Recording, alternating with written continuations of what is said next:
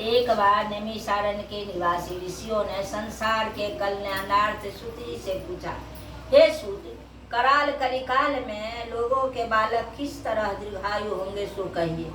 सूत जी बोले, जब द्वापर युग का अंत और कलयुग का आरंभ था, उसी समय बहुत सी शोकाकुल स्त्रियों ने आप में सलाह की कि क्या इस काल में माता के जीवित रहते पुत्र मर जाएंगे। जब वापस में कुछ निर्णय नहीं कर सकी, तब गौतम जी के पास पूछने के लिए गई। जब उनके पास पहुंची तो उस समय गौतम जी आनंद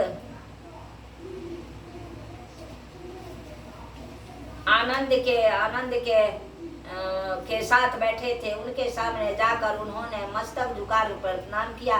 तदंतर स्त्रियों ने पूछा, हे प्रभु, इस कलयुग में लोगों के पुत्र किस तरह जीवित रहेंगे, इसके लिए कोई व्रत या तप हो तो कृपा करके बतलाइए।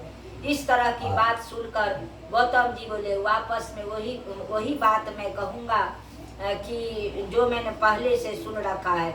गौतम जी ने कहा, जब महाभारत का युद्ध का अंत हो गया और दोनों पुत्र अश्वत्थामा का द्वारा अपने बेटियों को मारा देखकर सब पांडव बड़े दुखी हुए, तो पुत्र के शोक से व्याकुल होकर द्रौपदी अपनी सखियों के साथ ब्राह्मण श्रेष्ठ धूम्र के पास गई और उसने धूम्र से कहा, हे विपेंद्र, कौन सा उपाय करने से बच्चे दीर्घायु हो सकते हैं, या आप कृपा करके ठीक ठीक कहिए। धूम्र बोले, सत्ययुग में सत्य वचन बोलने वाला, सत्याचरण करने वाला समदर्शी जूतवाहन नाम का एक राजा था। एक बार वह अपनी स्त्री के साथ अपनी ससुराल गया और वहीं रहने लगा। एक दिन आधी रात के समय पुत्र के शोक से व्याकुल कोई स्त्री रोने लगी, क्योंकि वह अपने बेटे के दर्शन से निराश हो चुकी थी। उसका पुत्र मर चुका था। वह रोती हुई कहती थी, हाय, मुझ बूढ़ी माता के सामने मेरा बेटा मरा जा रहा है। उसका रुदन सुनकर राजा जूतवाहन का तो मानो हृदय विदीर्ण हो गया। वह तत्काल उस स्त्री के पास गया और उससे पूछा, तुम्हारा बेटा कैसे मरा है। बूढ़ी ने कहा, गरुड़ प्रतिदिन आकर गांव के लड़कों को खा जाता है। इस पर उस दयालु राजा ने कहा, माता, अब तुम रो मत, आनंद से बैठो, मैं तुम्हारे बच्चे को बचाने का यत्न करता हूँ। ऐसा कहकर राजा उस स्थान पर गया जहाँ गरुड़ आकर प्रतिदिन मांस खाया करता था। उसी समय गरुड़ भी उस पर टूट पड़ा और मांस खाने लगा। जब अतिशय तेजस्वी गरुड़ ने राजा का बायां अंग खा लिया, तो झटपट राजा ने अपना दाहिना अंग फेर कर गरुड़ के सामने कर दिया। यह देखकर गरुड़ ने कहा, तुम कोई देवता हो, कौन हो तुम? मनुष्य तो नहीं जान पड़ते, अच्छा अपना जन्म और कुल बताओ। पीड़ा से व्याकुल मन वाले राजा ने कहा, हे पक्षीराज, इस तरह के प्रश्न करना व्यर्थ है, तुम अपनी इच्छा भर मेरा मांस खाओ। यह सुनकर गरुड़ रुक गए और बोले, बड़े आदर से राजा के जन्म और कुल की बात पूछने लगा।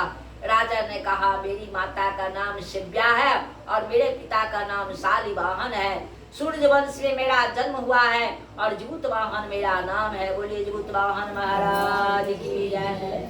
राजा की दीन दयालुता देखकर गरुड़ ने कहा, हे महाभाग, तुम्हारे मन में जो अभिलाषा हो वह वर मांगो। यदि आप मुझे वर दे रहे हैं तो वर दीजिए कि आपने अब तक जिन प्राणियों को खाया है वह सब जीवित हो जाए। हे स्वामी, अब से आप यहाँ बालकों को न खाए और कोई ऐसा उपाय करे कि जहाँ से उत्पन्न हो हुए लोग बहुत दिनों तक जीवित रहे।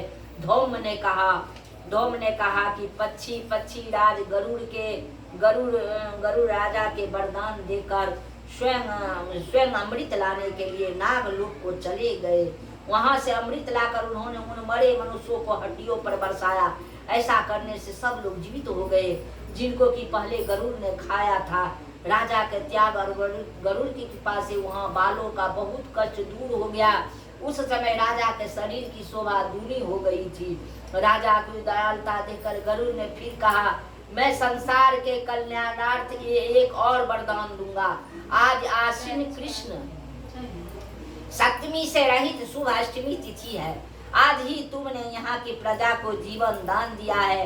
हे वत्स, अब से यह दिन ब्रह्म भाव को हो गया है, जो मूर्ति भेद से विविध नामों से विख्यात है। वही त्रिलोक से पूजित दुर्गा अमृत प्राप्त करने का अर्थ में जीवित पुत्रिका कहलाई है।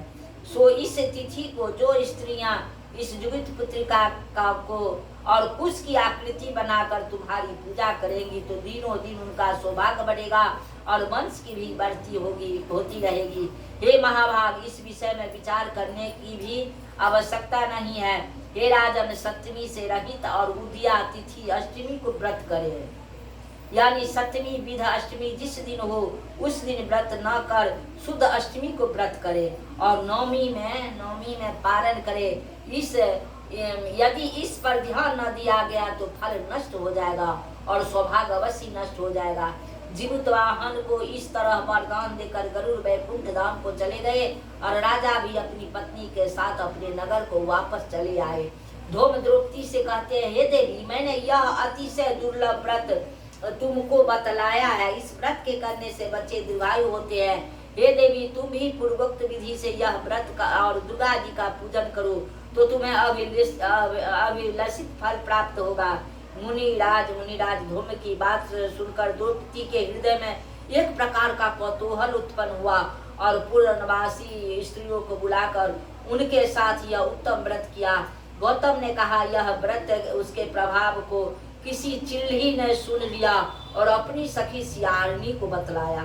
एक बार पीपल वृक्ष के शाखा में बैठकर उस चिल्ही ने और उसी वृक्ष के खोते में बैठकर सियारनी ने भी व्रत किया।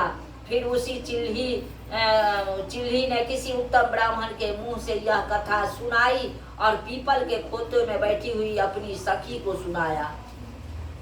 सियारिनी ने आधी कथा सुनी थी कि उसे भूख लग गई और वह उसी समय सब से भरे हुए श्मशान में पहुंची। वहां उसने इच्छा भर मांस का भोजन किया और चिल्ली बिना कुछ खाए पिए रह गई और सवेरा हो गया तो सवेरे वह गौशाले में गई और वहां गौ का दूध पिया।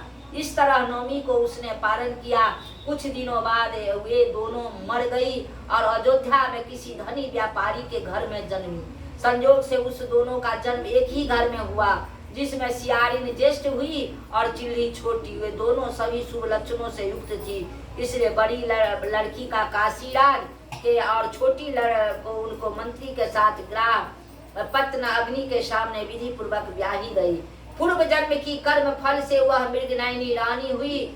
जिस किसी भी संतान को उत्पन्न करती वह मर जाती थी और वह पूर्व जन्म की बातों को स्मरण करने वाली मंत्री की पत्नी ने अष्ट वसुओं के सदृश से तेजस्वी 8 बेटे का उत्पन्न किए और सभी जीवित रह गए। अपने बहिन के पुत्रों को जीवित देखकर ईर्ष्यावश राजपत्नी ने अपनी स्वामी से कहा कि यदि तुम मुझे जीवित रखना चाहते हो तो इस मंत्री के भी पुत्रों को उसी जगह भेज दो जहाँ की हमारे बेटे गए, अर्थात उन्हें मार डालो। यह सुनकर राजा ने उस मंत्री के पुत्रों को मारने के लिए कई प्रकार का उद्योग किए, पर मंत्री के पत्नी ने जीवित पुत्रिका का पुण्य बल से बचा लिया। एक दिन राजा ने अपने आदमियों से उन पुत्रों को सिर कटवाकर पिटारी में रखवाया और वह पिटारी उनके माता मंत्री पत्नी के पास भेज दिया।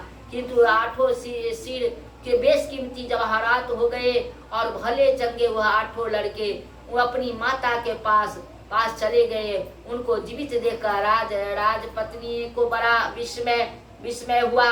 अंत में वह मंत्री के पत्नी के पास आई और उसने पूछा, बहन, तुमने कौन सा ऐसा पुण्य किया है जिसे बार बार मारे जाने पर भी तुम्हारे बेटे नहीं मरते? इस पर मंत्री की पत्नी ने कहा, पूर्व जन्म में भी मैं चिल्ली थी और तुम सियारनी। हमने और तुमने साथ ही जीवित पुत्रिका का व्रत किया था। तुमने व्रत को नियमों को भली भांति पालन नहीं किया था और मैंने किया था। इस दोष से हे बहन तुम्हारे बेटे नहीं जीते हैं। अजोड़ ओ राजरानी, अभी तुम उस जीवित पुत्रिका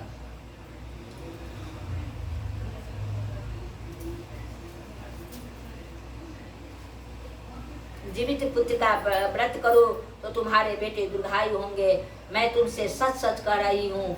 उसके कथा अनुसार रानी ने व्रत किया, तभी से उसके कई बेटे सुंदर और दीर्घायु होकर बड़े बड़े राजा हुए। सूत जी कहते हैं कि सब प्रकार का आनंद देने वाला मैंने यह दिव्य व्रत बतलाया। स्त्रियां चिरंजीवी संतान चाहती हो तो विधि पूर्वक यह व्रत करे। बोलिए जीवित वाहन महाराज की जय। तो वह हो गई थी नारियल के गाछ। तो देखे